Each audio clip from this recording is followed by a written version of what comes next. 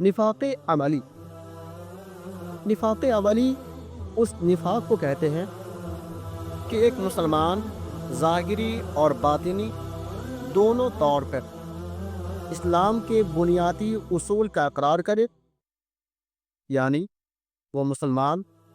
اللہ تبارک و تعالیٰ کے توحید کا اقرار کرے، ایک مسلمان نبی کریم صلی اللہ تعالی علیہ وسلم کو اپنا ہادی اور اپنا رہبر مانے، لیکن پھر وہی مسلمان عملی طور پر جس فعل کو اللہ تبارک و تعالیٰ کے لیے انجام دینا چاہیے اس فعل کو اللہ تبارک و تعالیٰ کے علاوہ کسی اور کے لیے انجام دیتا ہے۔ اللہ تبارک و تعالیٰ قرآن مجید میں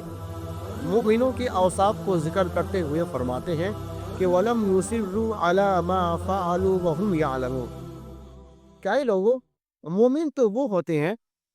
کہ جب ان سے کوئی خطا ہو جائے تو وہ مومن فوراً اللہ تبارک و تعالیٰ کے دربار میں